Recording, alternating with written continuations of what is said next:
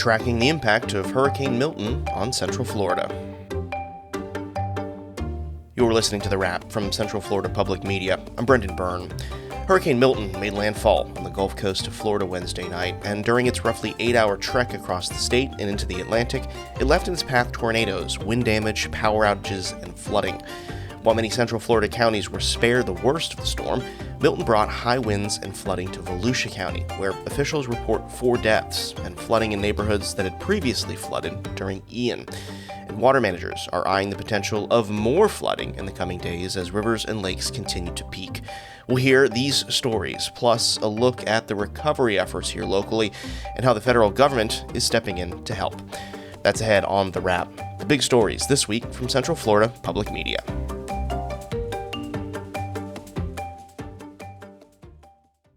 Officials have attributed at least 11 deaths to Hurricane Milton. In Volusia County, 4 people died in connection with the storm. Here's Emergency Management Director Clint Meekum speaking at a press conference Thursday. As of right now, we can confirm four fatalities. 2 of those were due to trees falling on their residences. One was a cardiac issue that EMS just could not get to in time, and another one was an issue, probably cardiac, that occurred while they were boarding up their home. The deaths from falling trees occurred in Port Orange and Ormond Beach. Meekum says Volusia experienced as much as 15.6 inches of rain and gusts up to 87 miles per hour during the storm. There were 170 high water rescues, and 400 people remain in Volusia shelters.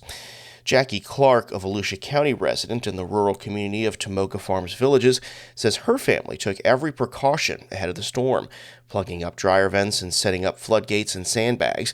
Still, Clark says her home flooded, forcing them to evacuate around 5 a.m. Thursday.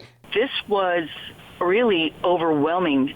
Just our drive through Port Orange to get on 95 to go to a safe place, the amount of homes that water was at their slab, right, was at least at the bottom of their house, was enormous.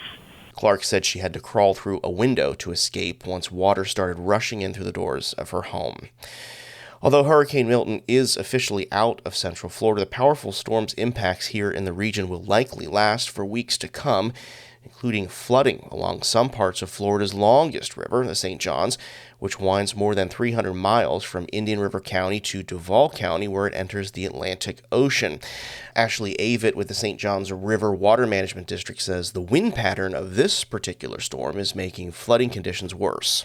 We're also experiencing a heavy northeastern wind, so the water is being pushed backwards. So it's kind of creating this pooling effect in the middle portion of the St. Johns River, and that's why we're seeing some exacerbated flooding in that area. As of Thursday, the National Weather Service in Melbourne was reporting the St. Johns River was experiencing major flooding near Astor on the border of Lake and Volusia counties, as well as the Little Wekiva River near Altamont Springs.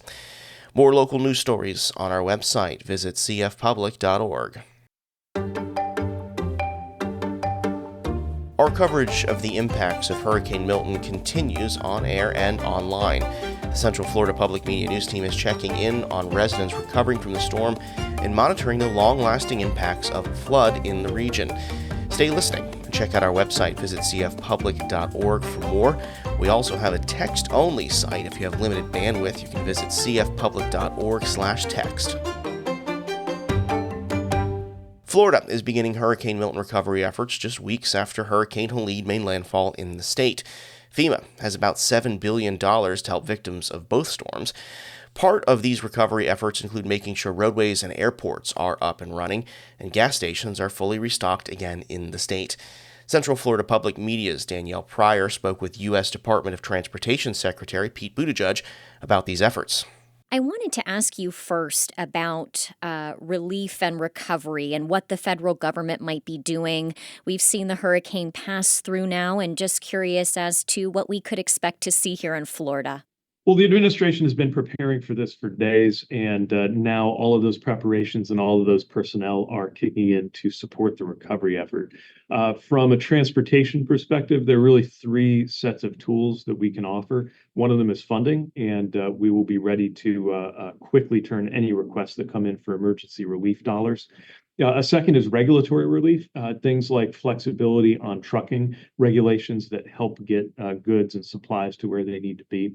And the third is technical assistance. Our federal highways and other personnel working side by side with emergency management and Florida DOT authorities to help make sure that they're on that path to normal and to tear down any barriers, clear any red tape that could otherwise affect the recovery effort. Obviously, still getting a lot of information right now about where the greatest needs are. But through all of that, we already have hundreds of personnel between the Helene response and the Milton response on the ground helping out. I did want to ask you about gas stations and the situations with gas here in Florida. I'm sure you've heard we have a lot of stations that are out. Will you be working closely with the state to make sure that things are back and up and running again? And how will that kind of look in the next few days? Yes, our department, as well as the Department of Energy, have already been engaged with the state, especially as we were hearing reports of some of these locations where a spike in demand had led to gas not being available. Saw that the state has been working to make sure that tanker trucks were able to get to some of those locations. Our focus for the next couple of days will include Port Tampa Bay. This is where the majority, or not the majority, but more than 40% of fuel going into Florida comes through. We want to get a sense of how quickly that port can be back up and running. But I do want to emphasize what we have seen so far suggests that it was spikes in demand rather than the supply side that led to those spot shortages. That was Central Florida Public Media's Danielle Pryor speaking with U.S. Department of Transportation Secretary Pete Buttigieg. While some communities in Central Florida are reeling after Hurricane Milton moved through the area, others are thankful they were spared the brunt of the storm. That includes Orlando and its mayor, Buddy Dyer, who spoke with Sharon Stone, host of Central Florida Public Media's Engage, about the impact and the path ahead. There's far less damage than I anticipated, both in tree canopy that's come down and flooding. We have trees that we can count less than 100 probably that have come down, and just localized flooding. So I feel very thankful that we didn't get worse than we did, and I'm appreciative of all of our residents that took the storm seriously and prepared and were prepared when it came through. That sounds like a really great response, like a good outcome for what could have been much worse. Yeah, I was anticipating that it was going to be the worst storm we'd ever had, a combo of Charlie and Ian, and fortunately it wasn't. Mayor Dyer, have you had any reports of injuries to any residents? The only injury that I'm aware of is a firefighter that was involved in a house fire down in the Conway area that inadvertently got touched a power line or made contact with that. So he's recovering, but he is in the hospital. That's good to hear that he's going to be making a full recovery. Can you talk to me about what your priorities or what you're going to be doing the next couple days? We have about 400 traffic signals that are impacted one way or another. So getting all of the roads clear. Traffic signals are certainly a priority, and I want to remind all your listeners that if you come to a to a traffic signal that is not powered or is blinking, you need to treat that as a four-way stop. So even if it's a 4-lane road on one side and a 2-lane road connecting, the 4-lane needs to stop, just like it's a 4-way stop. So I've noticed some of the intersections that are like that the people think they have a right-of-way on the 4-lane part of it, but they don't. Everybody needs to stop and treat it like a 4-way stop. So we'll be working to restore that, and OUC, of course, is working to restore power, and then from there, it's really debris cleanup.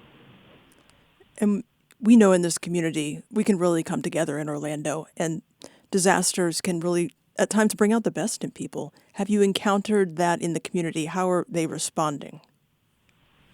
The neighborhoods I've been in, neighbors are checking on neighbors, and that's what I would encourage you to do. If you have seniors that live on your street or people that live alone, check in on them. If there are people with special needs on your street and you know of that, just be neighborly. Check in and see if anybody needs something that you can help them out with. And to wrap up, anything else you would like our audience to hear from you, Mayor?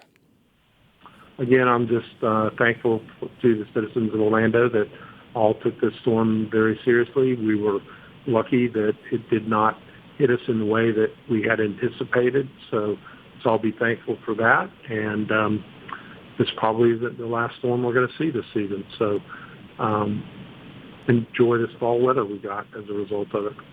I think we can all agree that would be ideal. Thank you so much for your time, Mayor Dyer. Okay, take care. That was Orlando Mayor Buddy Dyer speaking with Sharon Stone, host of Central Florida Public Media's Engage. That's it for the Wrap this week.